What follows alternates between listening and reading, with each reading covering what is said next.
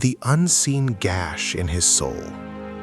A husband's lingering pain from the day he caught his wife in the act, or found undeniable proof of a passionate affair, forever scarring his capacity for trust and intimacy. That's what this is. This is the raw, unvarnished truth. And if you're listening, really listening, I need you to do me a solid. Hit that subscribe button. Seriously, it helps keep this whole thing going, and you don't want to miss what's coming next, believe me. And while you're there, a like, a share, a comment, whatever you can do, it means the world. It keeps me putting these stories out there, even the ones that tear me apart. It was a Tuesday. Just a regular Tuesday. The kind where the sky is that washed-out blue you only get in late October, and the air has that crisp bite that makes you want to pull your jacket tighter. I'd worked late, which wasn't unusual.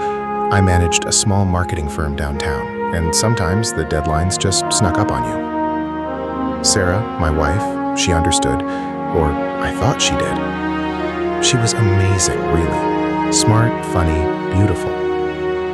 We'd been married for 6 years, together for 8. We'd built a life in this little bungalow in Northwood, a neighborhood where everyone knew everyone, or pretended to. We had a dog, a golden retriever named Gus, who was probably the only creature in this house who still had any real innocence left. I remember the exact moment the first tendril of unease wrapped around my chest, cold and sharp. It wasn't a big thing, not at first, just a text message. I was making coffee, the cheap diner coffee Sarah liked, black, no sugar. My phone buzzed on the counter. It was Sarah. Running a bit late tonight, got caught up at that gallery opening with Chloe. Don't wait up. Standard enough, Chloe was her best friend, a flaky artist type who always dragged Sarah into some late-night drama. Nothing to see there. But then, a second text came through, almost immediately. This one wasn't from Sarah. It was from a number I didn't recognize. It just said, "Can't wait to see you later. Tonight's going to be special." My hand froze on the coffee pot. My heart did this weird stutter step thing. Who was this? I looked at Sarah's contact on my phone. Her picture was there, that goofy selfie we took on our honeymoon in San Diego. Her eyes crinkled at the corners, my arms slung around her. She looked so happy, so us. I scrolled back through her texts, hundreds of them. Love you, miss you, pick up milk, movie night. Nothing that hinted at this stranger's anticipation. I told myself it was a mistake. Wrong number. Someone's drunk text. I deleted it, shook my head, and poured my coffee. But the unease, that cold tendril, it didn't retreat. It just tightened its grip. That night, I got home around 9:30.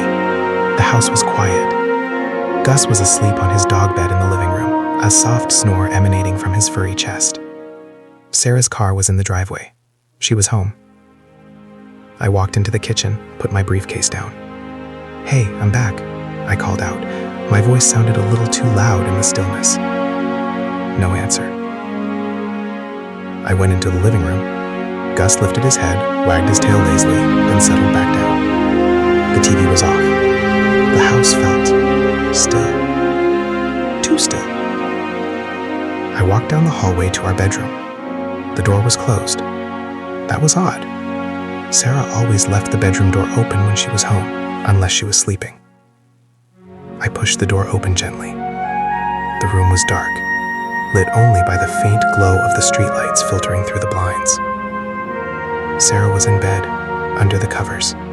Her back was to me. "Hey," I said, a little softer this time. "You asleep?" No response. I stood there for a moment, the silence stretching, growing heavier. There was a faint scent in the air, something floral, but not Sarah's usual perfume. It was sweeter, more cloying. And then I saw it. On the nightstand, next to her phone, was a single, perfect red rose. A rose. Sarah hated roses. said they were too cliché, too expected. My breath hitched. The tendril of unease was now a cold, hard knot in my stomach. I walked over to the nightstand, my footsteps unnaturally loud on the hardwood floor. Her phone was on top of a small, leather-bound book. I picked up the phone. It was unlocked. Her lock screen was one of those artistic landscapes, not a picture of us. I hesitated, my fingers hovering over the screen. This felt wrong, violating. But the knot in my stomach was screaming. I swiped up. The messages were there, open, from the same unrecognized number. The texts were from earlier that evening. Gallery was amazing, but thinking of you. Chloe's such a bore, but it's for a good cause, right?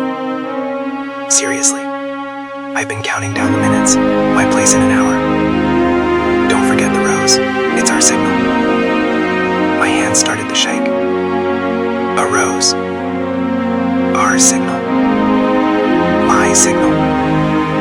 The sweetness of the scent in the room suddenly felt like poison. I scrolled down. More texts, going back weeks. Can't believe how much I'm falling for you. You make me feel alive again. Last night was incredible. My heart races when I see your name pop up.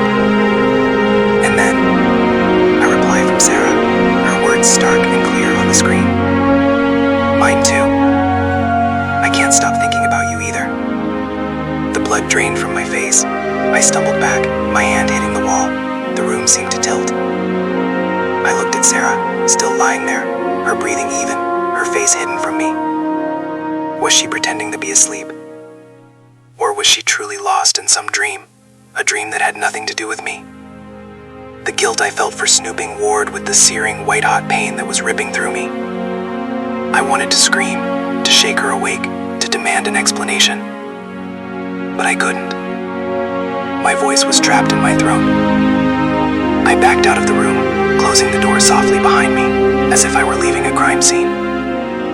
I walked into the living room, sank onto the couch, and stared at Gus. He opened one eye, looked at me, then went back to sleep. He didn't know. Gus didn't know that the world he knew, the happy home he slept in, was crumbling around him. I sat there in the suffocating silence, the scent of that cloying, sweet perfume clinging to me, to the house. My mind raced, replaying every conversation, every shared glance, every moment of intimacy. Was it all a lie? Had she been seeing him, this stranger, while I was out working, providing, believing in us? My phone buzzed again. It was Sarah. Almost there. Traffic was awful. Love you. The words felt like a cruel joke. Love you. I looked at my phone, then at the closed bedroom door. My entire body was vibrating with a mixture of rage and a profound, bone-deep sorrow. I felt like I was drowning. I couldn't breathe. I stood up, walked to the front door, and opened it. The cool night air hit my face, but it did nothing to clear my head. I looked up at the sky, that washed-out blue now fading to a deep, inky black, studded with distant stars. They looked so indifferent, so far away. I had to do something. I had to know. I couldn't live like this, in this gnawing uncertainty. The gash was already there, unseen, but it was bleeding. And I knew, with a certainty that chilled me to the bone, that whatever happened next, nothing would ever be the same. I looked back at the house, at the closed bedroom door, and then I walked out into the night. I just needed air. I needed to think. But my mind was a battlefield, a chaotic mess of accusations, and a desperate fading hope. I didn't know where I was going, or what I was going to do. All I knew was that I couldn't go back inside. Not yet. Not until I figured out how to breathe again. The cool night air did nothing to settle the storm raging inside me. I walked, aimless at first, down the quiet suburban streets of Northwood. The streetlights cast long, distorted shadows that seemed to mock my own distorted reality. Every house I passed, with its warm,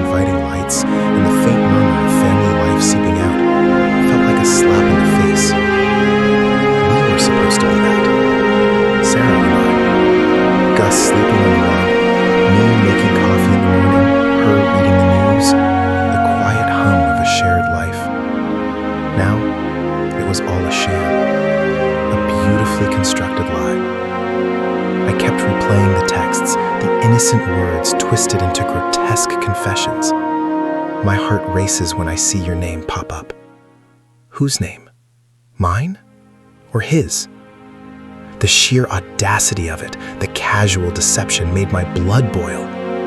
But underneath the rage, there was a hollow ache, a profound sense of loss. It wasn't just about the sex, I knew that. It was about the intimacy, the trust, the shared future I thought we were building, brick by painstaking brick. Had she been thinking of him during our anniversaries? During our quiet nights in, curled up on the couch? During the moments I told her I loved her, pouring out the deepest parts of myself? I found myself at the edge of Willow Creek Park, a place Sarah and I used to walk Gus on weekends. The moon was a sliver in the sky, casting an ethereal glow on the deserted playground. I sat on a cold metal swing, my hands gripping the chains so tight my knuckles turned white. The rhythmic creak of the swing as I pushed myself back and forth felt like a soundtrack to my unraveling. I thought about calling someone, anyone. My best friend, Mark? He'd probably tell me to confront her, demand answers. But what if I couldn't handle the answers? What if the truth was even uglier than my imagination? I pulled out my phone, scrolling through my contacts. Sarah's name was right there at the top. I stared at it, my thumb hovering over the call button, the urge to hear her voice, to hear her deny it, almost overwhelming. But I couldn't. Not yet. I deleted the number from my recent calls, my finger trembling. Then another thought, sharp and unwelcome, pierced through the fog of my anger. Who was he? This phantom lover who'd managed to steal my wife's affections, or at least her body. The texts mentioned a gallery opening. Chloe, Sarah's friend. Was it someone she'd met through Chloe? Or was Chloe in on it? My mind started to construct elaborate scenarios, each one more horrifying than the last. I imagined him some slick, charming guy who knew exactly what to say, how to make her feel special when I, her husband, had somehow failed. The guilt, the self-recrimination began to surface, a venomous tide. Had I become complacent? Had I taken her for granted? Was this somehow my fault? I slammed my fist against the metal support of the swing set, the clang echoing in the silence. No, it wasn't my fault. This was a betrayal, pure and simple, a deliberate choice she'd made. I checked my phone again. The time read 11:17 p.m. I'd been out here for over an hour. I pictured Sarah in bed, the rose on the nightstand, the lingering scent of that perfume. Was she waiting for me? Was she feigning sleep? Or was she already with him, their illicit rendezvous continuing while I wandered the streets like a lost soul? The thought made me sick. I couldn't stand the suspense, the not knowing. I had to go back. I had to face her. I started walking home, my pace quickening with every step. The suburban quiet now felt suffocating, a fragile veneer over the rot that had set in. As I turned onto our street, I saw it. A dark sedan parked a few houses down, its engine idling. It wasn't a car I recognized. It sat there, a silent sentinel, its headlights casting a faint glow on the manicured lawns. My heart leaped into my throat. Was it him? Was he waiting? Or was it just a neighbor? Out late. I slowed my pace, trying to appear casual, but my senses were on high alert. I kept my eyes on the car as I approached my house. As I got closer, I could see a figure in the driver's seat, silhouetted against the dim interior light. A man. He wasn't looking at my house. He was looking up and down the street, his posture tense. My gut tightened. This felt too coincidental. I unlocked my front door, my hands still shaking, and slipped inside. Gus stirred briefly at the sound, then settled back down. I closed the door behind me, plunging the house back into darkness, save for the slivers of moonlight. I stood in the hallway, listening. The house was silent. Sarah was still in the bedroom. I crept down the hall, my bare feet silent on the carpet. I reached the bedroom door.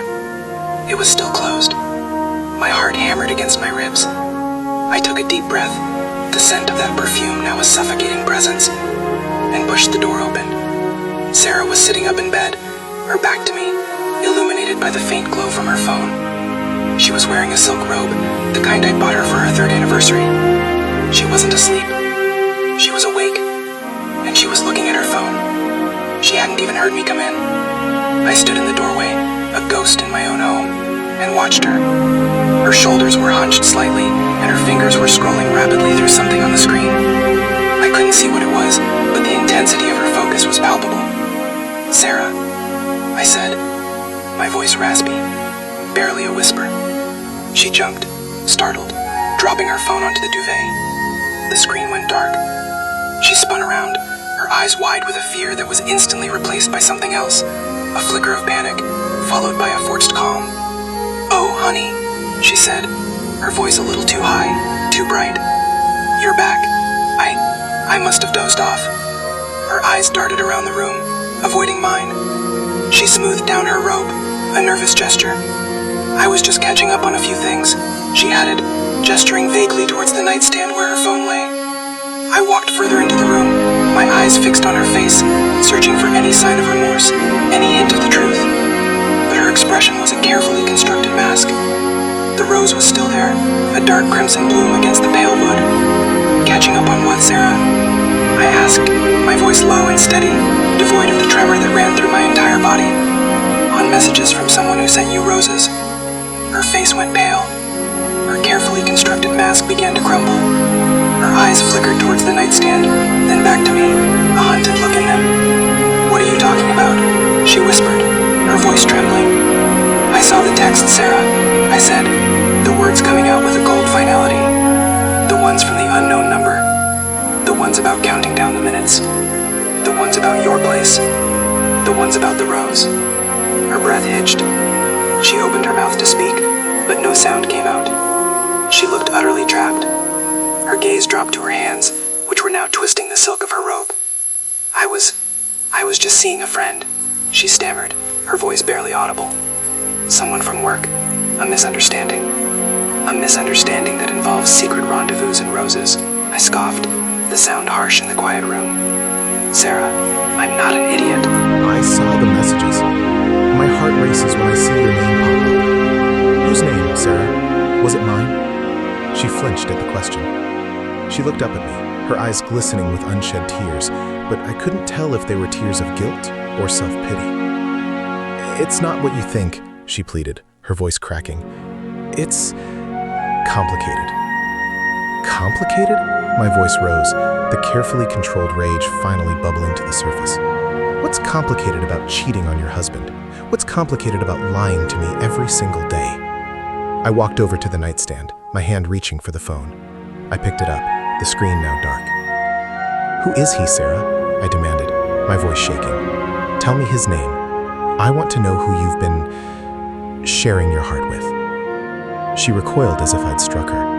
Her eyes, which had been fixed on the floor, snapped up to meet mine. And in that instant, I saw it. A flash of something unexpected. Not just guilt, not just fear, but a flicker of defiance, a cold anger that mirrored my own. "His name," she said, her voice low and steady, laced with a chilling calm, "is David." David. The name hung in the air, heavy and suffocating. David. Who was David? Was he someone I knew? Someone from her past? My mind raced, trying to place the name. "David who?" I pressed, my voice strained. "Who the hell is David?" She looked at me, her gaze unwavering, and a slow, almost imperceptible smile touched her lips. It wasn't a smile of hackiness. It was a smile of someone who held a secret, a power. "David Miller," she said, her voice clear and deliberate. "My boss. The one you've always been so worried about me working late with." My breath caught in my throat. David Miller, my boss. The man who'd hired me 5 years ago, who I'd always considered a mentor, a friend. The man who'd vouched for me, who'd given me this opportunity. The man Sarah had often complained about, saying he was demanding, always pushing her, always expecting more. The man who'd been at the gallery opening with her. The implication hit me like a physical blow. It wasn't just some random stranger. It was someone in my own orbit, someone I'd trusted. "No," I whispered, shaking my head. "No, that's not possible. You said he was difficult." Her smile widened, a cruel, knowing twist of her lips. Oh, he is, but he's also very persuasive. And he made me feel things I hadn't felt in a long time. She paused, her eyes glinting. Things you apparently couldn't give me anymore. The accusation hung in the air, a venomous dart. I felt a surge of pure, unadulterated fury. David Miller, my boss. This was beyond betrayal. This was a conspiracy, a deliberate, calculated destruction of everything I held dear. You're lying, I stammered, my voice thick with disbelief and rage. You wouldn't. David wouldn't. Wouldn't he? She challenged, her voice laced with a dangerous edge. You think I'm the only one who's been keeping secrets? You think you're the only one who's been feeling unfulfilled? Her words were a puzzle, a taunt. Unfulfilled? What was she implying? Had she discovered something about me? Something I hadn't even realized myself? The ground beneath me seemed to shift, the carefully constructed narrative of our marriage shattering into a million irreparable pieces. I looked at her, at the woman I had loved, the woman I had married, and I saw a stranger, a cunning manipulator whose motives I could no longer fathom. The confusion was overwhelming, a tempest of conflicting emotions. Love, hate, anger, sorrow, and now a creeping dread that there was more to this than I could possibly imagine. What are you talking about? I demanded, my voice rough. What secrets? What have you discovered? She rose from the bed, the silk robe rustling. She walked towards me, her eyes locked on mine, a dark glint in their depths. She stopped just inches away, close enough for me to feel the heat radiating from her skin, to smell the faint, lingering scent of that unfamiliar perfume. Maybe, she said, her voice dropping to a conspiratorial whisper. Maybe I discovered that you're not quite the man you pretend to be either. She reached out, her fingers brushing against my cheek, a touch that felt both cold and electric. It was a gesture of intimacy, but it carried the weight of a threat. And then, before I could react, before I could even process her words, she leaned in and whispered, her breath warm against my ear. Did you really think you were the only one with a past you'd rather keep hidden? Her words hung in the air, a chilling enigma. My mind reeled. A past? What past? I had no secrets. Or did I? The question echoed in the cavernous space where my trust used to be. I stared at her, my heart pounding, a cold dread seeping into my bones. The gash in my soul had just deepened, ripped open anew, and I had no idea what lay beneath. The silence that followed her words was deafening, a vacuum that sucked the air from my lungs. Her fingertips, still lingering on my cheek, sent shivers down my spine, not of pleasure, but of a deep, primal unease. A past? What past? My mind scrambled, desperately sifting through memories, searching for anything that could remotely fit her cryptic accusation. There was nothing, or so I told myself. But the seed of doubt, once planted, began to sprout with terrifying speed. Her eyes, those same eyes I had loved, now held a knowing, almost triumphant spark. She saw the turmoil I was trying to mask, the subtle tremor in my jaw, the way my gaze faltered for a fraction of a second. She'd landed a blow, and she knew it. What are you talking about, Sarah? I finally managed, my voice a strained whisper. The question felt like a plea, a desperate attempt to reassert control over a situation that was spiraling wildly out of my grasp. I don't have a past you need to know about. I've been honest with you, always. A soft, almost cruel laugh escaped her lips. It was a sound that grated against my nerves, a perverse symphony of betrayal. Oh, honey, she said, stepping back, the brief moment of physical contact amplifying the chasm that had opened between us. She walked over to the dresser, picked up a silver-backed hairbrush, and began to draw it through her long, docked hair, her movements deliberate, almost theatrical. Honesty is a funny thing, isn't it? Sometimes it's what you say, sometimes it's what you don't say, and sometimes, she paused, looking at me in the mirror, her reflection impassive, it's what you let yourself forget. My mind flashed back to that night, years ago, before Sarah, a blur of cheap beer, loud music, and a desperate fleeting connection. A mistake, a moment of weakness I'd buried deep, so deep I'd convinced myself it had never happened. But Sarah, how could she know? Had she snooped through old emails, found some forgotten diary entry? The thought of her digging through the wreckage of my past, trying to find ammunition, made my stomach churn. What are you trying to do, Sarah? I asked, my voice gaining a harder edge. The confusion was still there, but it was slowly being overshadowed by a potent wave of anger. This wasn't just about her infidelity anymore. This was about her trying to turn the tables, the to paint me as the villain, to justify her own actions by unearthing old ghosts. You're trying to make this about me, aren't you? To deflect from what you've done. She turned from the mirror, her expression unreadable. She walked back towards the bed, her movements fluid and unhurried, a stark contrast to the storm raging inside me. She sat down on the edge of the mattress, pulling her knees up to her chest, wrapping her arms around them. "Maybe I am," she said, her voice soft, almost wistful. "Maybe I'm just tired, Tom. Tired of pretending. Tired of trying so damn hard." "Tired of pretending what?" I demanded, my voice rising again. "Tired of pretending you loved me? Tired of pretending you were happy?" She looked up at me, her eyes searching mine, and for a fleeting moment, I thought I saw a flicker of genuine pain, a hint of the woman I had once known. But it was gone as quickly as it appeared, replaced by that same unsettling calm. "Maybe," she repeated, a sigh escaping her lips. "Maybe I just wanted something real. Something that made me feel alive again." "And David Miller makes you feel alive?" The name, spoken aloud, felt like a brand, a testament to her deception. I could feel the image of him, my boss, the man who had shook my hand at my interview, who had invited me to his family barbecues, superimposed on my mind. The sheer vulgarity of it, the incestuous nature of the betrayal was almost unbearable. She didn't answer, just looked away, her gaze fixed on the rose on the nightstand. The silence stretched between us, thick with unspoken accusations and years of accumulated resentment. I walked over to the window, my back to her, and stared out at the dark, silent street. The sedan was gone. The man in it, whoever he was, had disappeared, leaving me alone with the wreckage of my life. I gripped the windowsill, my knuckles white. I could feel the tremor in my hands, the raw, exposed nerves of a man whose world had just imploded. "So, that's it then?" I asked, my voice hollow. 5 years. Everything we built. Gus, our home. It's all just over?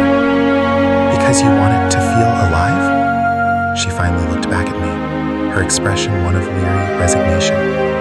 "I don't know what it is, Tom," she said, her voice barely above a whisper. "I don't know if it's over. I just know I can't go back to the way things were. I can't pretend anymore." The words landed like a physical blow. She wasn't just admitting to an affair.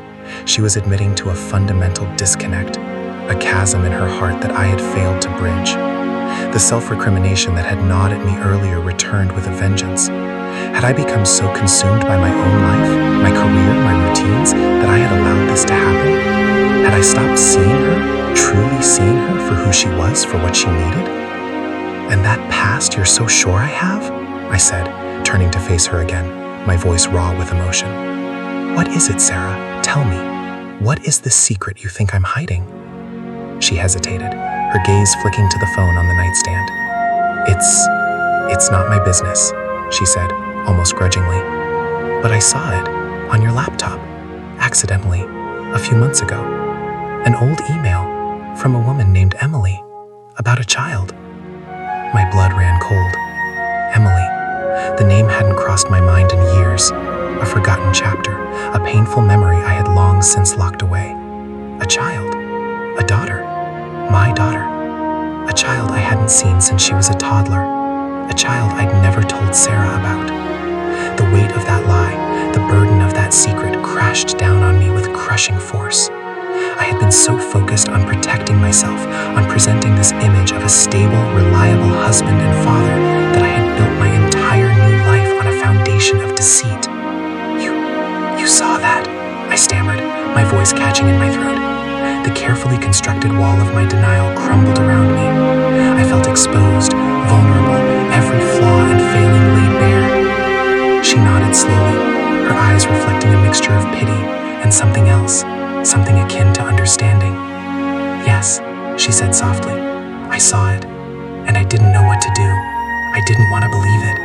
But then I started to understand why you were always so distant sometimes, why you flinched at certain questions, why you worked so hard to keep things controlled."